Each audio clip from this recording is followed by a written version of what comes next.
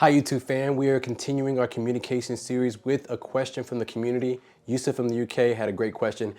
How do you actually communicate with a dismissive avoidant? Now, we do have a video on how to actually handle and have effective communication with your partner from the giver side and the receiver side, but how do you actually specifically handle with somebody with certain types of trauma from their childhood while also dealing with your own and getting information out and progressing forward within a relationship? Before we talk about that, we're going to talk about myself. I mean, I've done a lot of different things. I've done real estate. I've done multiple businesses. I got my master's. I got my doctorate. I taught at multiple universities, nursing school, and also medical school, teaching pathophysiology and pharmacology. So the reason why I bring that up is because I'm a nerd, and nerds, I'm going to do my research. I'm going to understand it, but I have a unique way of actually compiling information to make it easier for it to digest, and hopefully something that can stay with you so you can utilize it down the road. But let me tell you about my channel. We got relationships, we got single dad and parenting, which I mean, that's what I'm here all about. That's why I kind of started this channel. Personal growth and also attachment theory. Again, today's gonna be more focused on attachment theory compiled with relationships. Again, that's not only romantic, that could be any type of relationship. And we're gonna have 23 ways or tactics on how to handle communication with a dismissive avoidant. And I'm gonna break that into 4 major categories so it's not too overwhelming. And I think this may have to be 2 parts, so you may have to watch this video and watch another one. But before we do that, let me tell you a quick rundown on dismissive avoidance and how they actually come about so you have a better understanding when we go into the certain tactics. So I really want to go through a dismissive avoidant from the childhood, right? And so I have a video and a lot of these parts so you can kind of get an understanding of what's going on. And so you do have the complete attachment theory video. You can check that out. But I really want you to understand this, the childhood and dismissive avoidant. I got a great video on that to kind of break down what went on in their childhood and what they were replicating as an adult. But you have a caregiver and you have a child. In normal situations, you're supposed to have healthy modeling of safety from the caregiver, from environment, physical aspects, but also emotional ones. And what happens with the dismissive avoidants, they usually get their physical needs met, but the emotional ones are neglected or dismissed because of the parent, for a lot of different reasons, right? But it's a lot of neglect of what happens to a dismissive avoidant. And so what happens, they grow up and realize they got to rely on themselves. And since nobody really told them how they are or really told them they were great or did any of those things, they don't feel like they get worthy on their own. So they start to develop all these skills of getting worthiness from the outside world to build for themselves. So they have a very positive view of themselves by creating them attributes so people want them and need them, but they have a negative view of other people. And so because of that, they rely on themselves, and when other people come through, they're very skeptical and questioning those situations. All right, so with that understanding, let's move into the tactics right off the bat. Let's go. Now, before we talk about the 23 tactics and ways on how to communicate with the dismissive avoidant, again, that's all within 4 major categories to make it easier for you to digest. You have to understand that they have a hard time expressing how they feel because then they were modeled how that works. Also, the second thing is sometimes you may have to work on yourself first to set the example to be able to have that person meet you. And the third thing is you got to have somebody who's willing to want to get better. And if they not have that, then it's really not going to be a mute point of a lot of these things, right? But again, go here back to number 2. Make sure you realize you sometimes will have to set the example is right before the other person will start to move forward. All right, let's start with the number 1 category, which is going to be creating a safe space. And the best thing really to create a safe space is allow people okay with communicating about what's going on. And communication killers are number 1 in that category. And if you look here, I have a video on communication killers. There's 9 of them. And it really just halts conversation so people don't feel like they can talk about what's going on. And by not being able to do that, that produces resentment. All right. Number 2, you always want to stay calm and express your emotions in a neutral tone. If you start yelling and screaming, usually people reciprocate what you're giving them. And so by being calm and talking about your emotions in a neutral tone, it allows them to come through. And even if they start to yell, you just say, hey, you know what? I'm trying to speak to you as really calmly. And I feel like by you yelling at me, it's going to cause me to yell, and I don't want to yell. So whenever we can be calm and cool and talk about it and go from there. I think sometimes if you do that, the other person will be like, whoa, what just happened? Like it just got hit in the mouth, right? All right, number 3, understand triggers. Not just their triggers, but also understand your own. okay? And by communicating and understanding their triggers, you can be able to kind of help navigate do conversations without them activating their subconscious and attacking you, okay?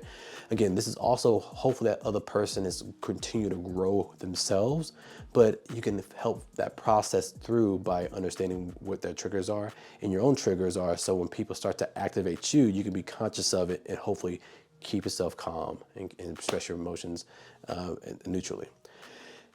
Number 4, do not do controlling behavior.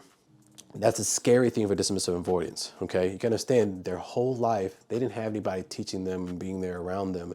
So what happens is they learn to control their environment and they try to modify it. And so by having more people that are in the more cooks in the kitchen, it makes it very confusing for them because they start to realize they don't have control and they get scared because it's hard for them to understand what's going on. Now, over time, what can happen is by not controlling them and setting by example and putting little systems in place to make sure that things are moving forward, they can start to over time trust your instincts, trust your intentions to allow you and understand like what you're bringing to the table to make sure that, okay, you're not threatening things, you're actually adding value, but again, they're not used to it. So you gotta make sure you just give them time to absorb those things. All right, number 5, avoiding criticism. This is huge, right? They have a wound about being criticized. They get their value by the outside world because they never got it inside the household. And if you start to criticize that individual, now you're finding a chink in their armor that has protected them for so long, and they're gonna try to defend it to the nth degree. So try not to criticize, that's a huge one. And number 6, couples therapy. Couples therapy is really great because now you're creating a safe space by having a mutual and neutral third party there that can be able to mediate from one person to the other. That doesn't have any skin in the game. And they have a lot of experience so they can be able to help navigate those conversations healthily to move into a more fruitful relationship. All right, so now the second category is gonna be understanding. And since you already probably understand what the other person's attachment style is, because you wouldn't be watching this video if you didn't know they're dismissive avoidant. So understanding your own attachment style is really, really important. But also, once you understand your own attachment style, become more secure. One of the best answers to help anybody who's insecurely attached is to be with somebody who is secure. And so if you can become that secure individual, it can model the proper ways of handling situations for the insecure attached. Now, ideally, it'd be good if both people are moving towards that route, but sometimes it's not always the case. So you modeling that can set an example of be like, man, the other person, like, person's changed. I don't know what's different about them. And it can almost get to a point where they look up to that individual to be able to be more like them in those areas, which can probably be like, hey, get the questions starting. So what are you doing differently? I really like who you're becoming. And like, yeah, I learned my attachment style and I started becoming more secure. If you want to learn more about it, you can go from there. Now that can lead to the second one, or this is actually number 8 in totality. And that's going to be understanding that they're logical. Dismissive avoidants are logical to a fault.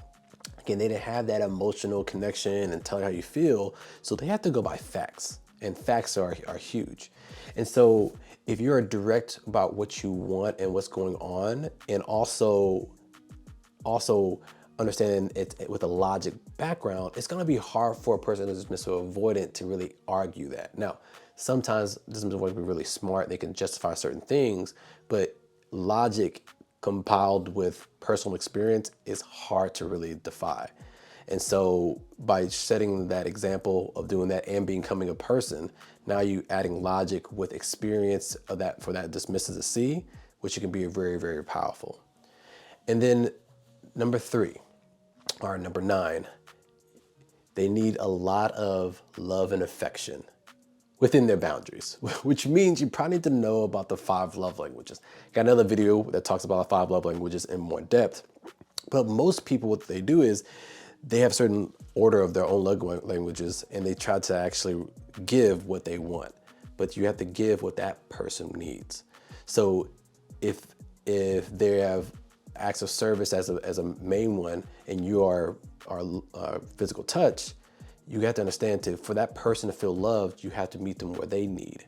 And so because it's really important because they were modeled it, so they don't think it's even possible. But if you consistently meet the needs that they want of love and affection, then they start to realize, okay, maybe I can rely on you to follow through with those situations.